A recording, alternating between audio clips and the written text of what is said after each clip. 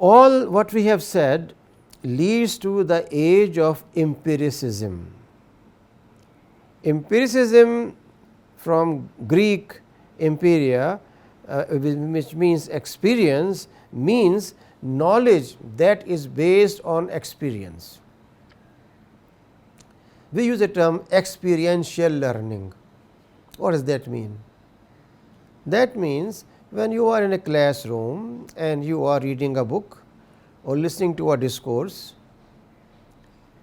and raising questions to your teacher, you are getting some knowledge.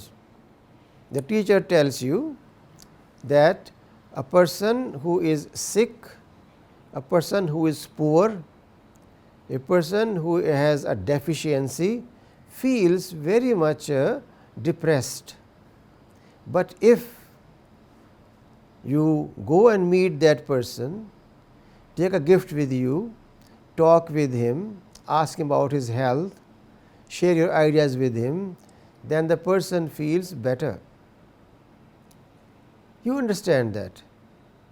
But when you actually take a bunch of flowers, a few apples or mangoes or grapes, and go to a orphanage or go to a hospital where a general ward, and there see a person who is old or young, and then say, my name is so and so, I have come from Rifa University, I am a student there, and we were told by our teacher that if you go and visit a person who is hospitalized and talk to him, it will improve his or her health.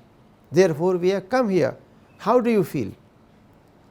You will find a smile on the face of the patient. You will find a glimmer in his eyes, thankfulness, and so on and so forth. Now, this experience that you are gaining is very much different than what you heard from your teacher in the classroom. It is in this sense we use experiential knowledge in our university, but here empiricism uses it differently. Empiricism tells us that only that knowledge is valid which can be experimented.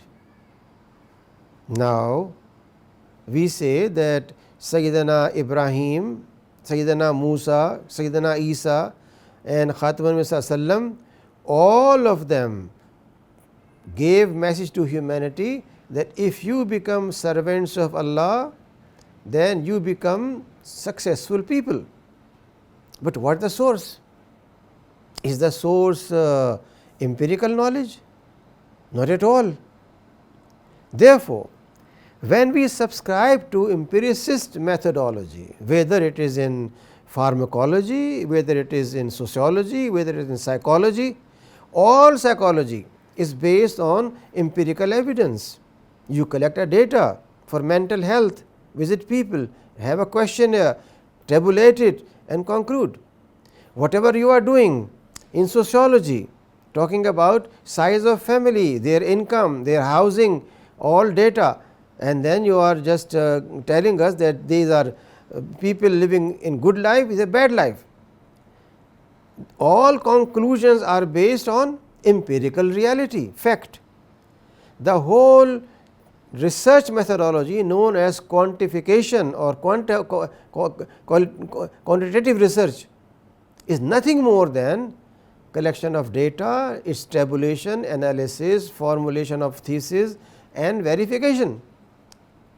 Therefore, when we say empiricism, it refers to a large number of philosophers and contemporary dominant thinking in every single area of life. The biggest challenge we have today is how we break this vicious circle of empiricism, which has gone deep in our blood, in our mind, in our soul. It has penetrated in everything. When we say a successful university, it means with 20,000, 30,000 students. When we say successful program, it means 90% students are getting A grade.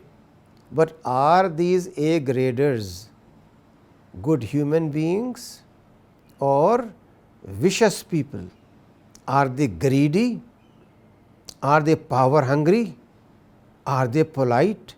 Are they humble? Does not reflect in my empirical data. All I know is this is a big university because 40,000 students. Big university, it has big campus. Big university, its football team has won a match. Everything is measured in terms of material success and material symbolism. In front of you is a slide that tells you about who are the originators and who are the supporters and propagators of these ideas. Among those are British empiricists Roger Bacon, Francis Bacon, John Locke, David Hume, John Stuart Mill, Alfred J. Ayer, the most recent philosopher and ethical thinker in the West.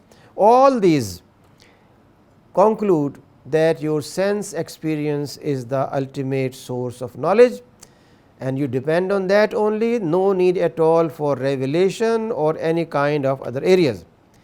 At the same time, we have anthropologists who have questioned this empiricist approach, and among those is a very great name, French scholar Claude Lévi-Strauss, who questions empiricist approach, because he and many others have specialized in studies of myth and mythology, and they say that myth and mythology is not a matter of empirical reality, but in experiential conceptual reality, but cannot be measured by empirical parameters, and therefore he questions the whole empirical thought